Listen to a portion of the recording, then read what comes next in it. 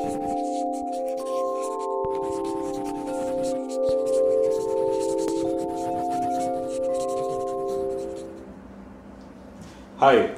my name is Sachin Darbarwar.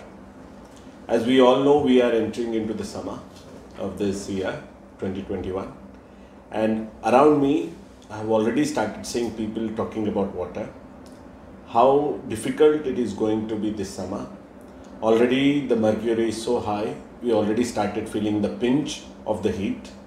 People have already started talking about water. I was just on a morning walk with my friend. We used to always talk about property, real estate, shares, business, so many other topics we used to discuss. Now all of a sudden I can see a change in him. He started talking about water. He's saying now he has to change his routine to match around the water tanker which is going to come into the society. What time is it going to come? How many hours of water they're going to have? How they're going to store this water? And he might have to change his timing to go to the office or when he takes the shower. It was very interesting for me to see the change in the pattern. I have never seen this type of change during rainy season or the winter. Nobody talks about conserving the water during those days. What I have noticed, unless it impacts you personally, you don't take sustainability so seriously. You always feel maybe it's not true, maybe with the technology, maybe with the passing time, the problem will go away or the scientist will come up with some new innovative solution. But the moment it starts impacting you directly, the moment it starts impacting your lifestyle directly, people start talking about it. People start taking things very seriously. At the same time, they also try to figure out a solution.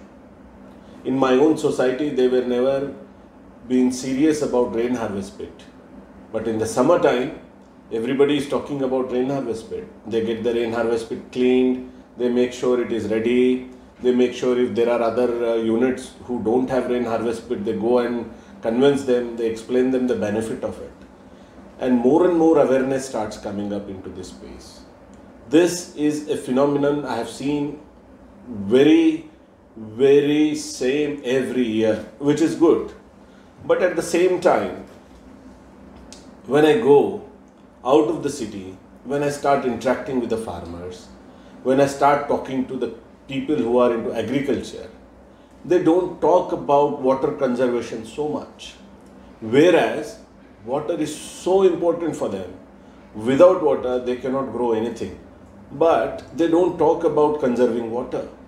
There is sense of importance of the water, but there is no sense of conserving the water. There is no urgency in conserving the water.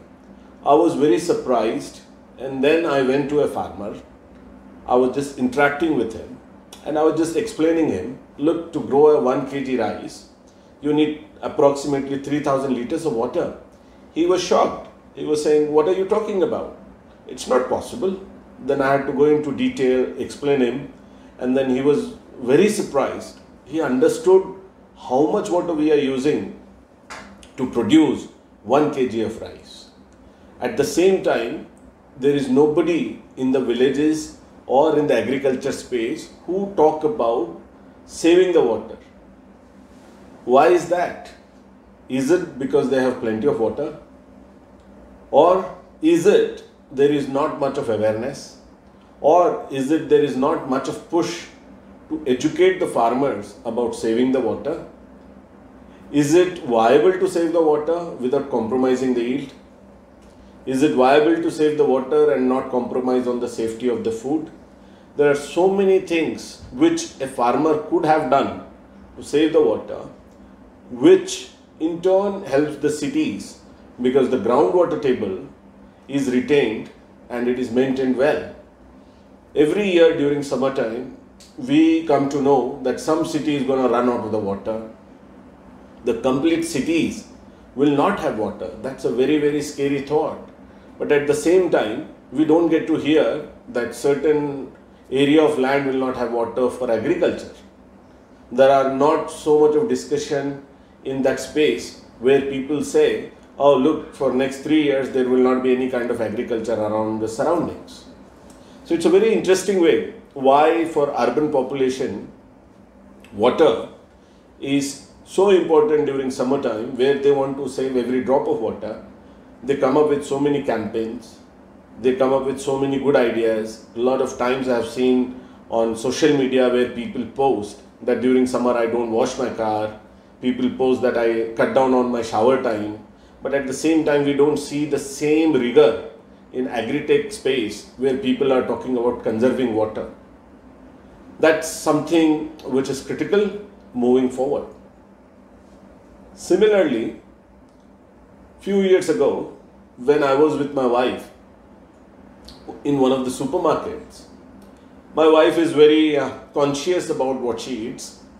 She always prefers to buy the things which we eat. Most of them, she wants them to be natural. She doesn't like any artificial sweeteners in it, or chemicals in it, or any other preservatives.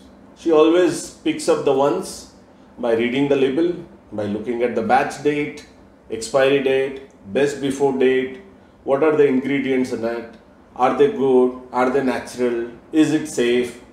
Based on that, she makes a decision to pick something versus not picking it up. After that, after seeing her moving into vegetable and fruit section, she did not look at any of this. She just started picking up the vegetables, puts it in her basket. I asked her, why don't you look at it? What are you doing? Why are you buying it? She's like, what can I do? I don't have any choice. There is no label on the vegetable. I don't know which farmer produced it. I don't know whether there are any chemicals in it or not. It looks good. It looks clean. I picked it up. I asked her, would you prefer a product which has all the declarations on it? You know exactly the farmer who grew it. Would you prefer to buy that versus the one which doesn't have any of this information? She was like, why not? I would love to, because when you look at the product, you cannot see what chemicals are inside it, what heavy metals are in it. Is it safe? Is it not safe? It's very difficult to differentiate just by visually. So I was just asking her, would you mind scanning a QR code when you buy a product and understand the whole history of it? She said, I would love it. That's where, we got an idea and thought, why can't we work in this space and come up with affordable food safety? That's where we started our company called SimplyFresh. That was the whole motto of having affordable food safety. More and more, people are taking a lot of interest what goes in. They want to know what they are eating, how safe it is, are there any long-term impacts, are there any short-term impacts, are there better alternatives, can we eat this versus that, is it better, is it safer? With this, over the years, I have seen lot of changes in agriculture space. There are people from various industries who are venturing into agri space. Why is that? Why so much of innovation is happening in the agriculture area? I've seen people coming from biotech background. I've seen people coming from IT background. Take my case. I was working in information technology for good 18 years. Then I jumped into agri space. With so many people from various different backgrounds with different experience are coming into agriculture space, and I have seen so much of innovation happening. It is mind-blowing, the kind of innovation happening in the agri space these days. For example, to save the water, there is a beautiful technology called drip irrigation, where you are giving the plant very precise water or nutrient at the exact location rather than flood irrigating your field.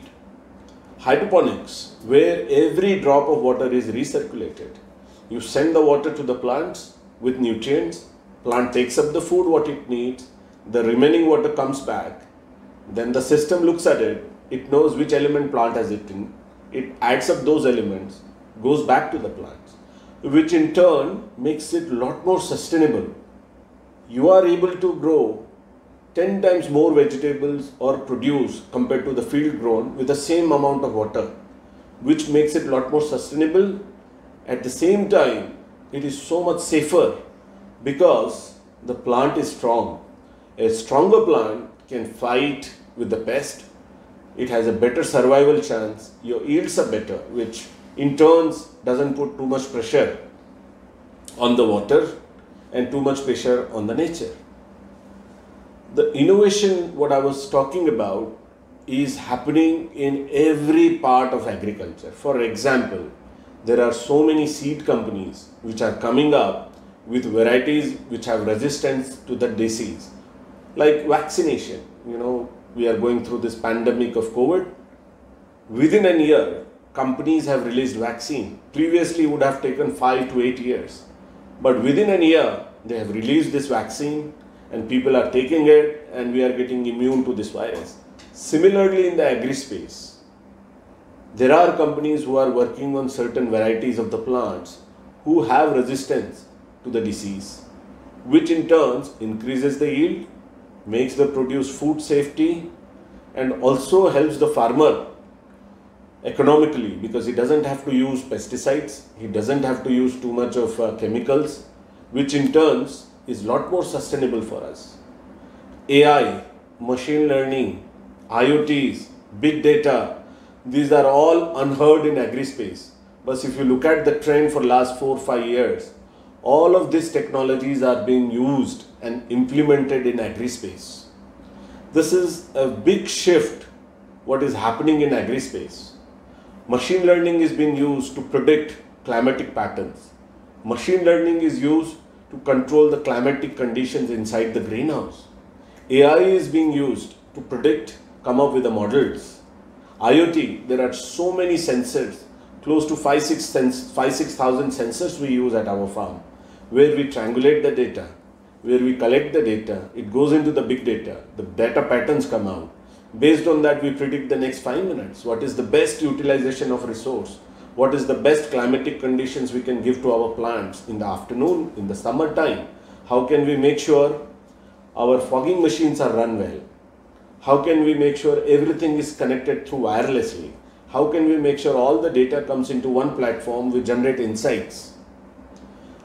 It's very exciting to see the combination of information technology, combination of biotech, where better varieties are being developed, disease tolerant varieties are being developed. A lot of people from chemical industries are coming up who are working on better quality nutrients. Can they provide pure form of nutrients? Can these nutrients be mixed and dissolved in the water? A lot of people from mechanical background are coming. A lot of people from electrical background are coming. And these platforms, these technologies are getting evolved so much. I think that gives a very good chance for the society to be a lot more sustainable with agriculture.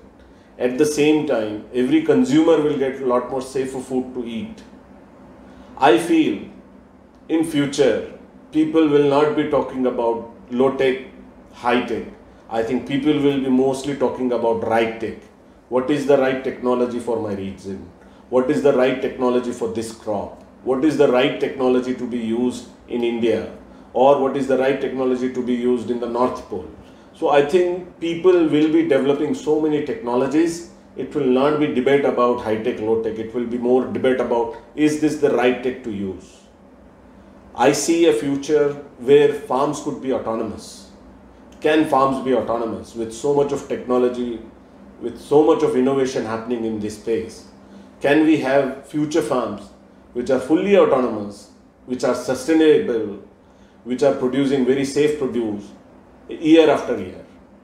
I feel with the innovation, with the young people joining this sector, with so much of innovation in this space, I think we are looking at autonomous farms of future. Thank you.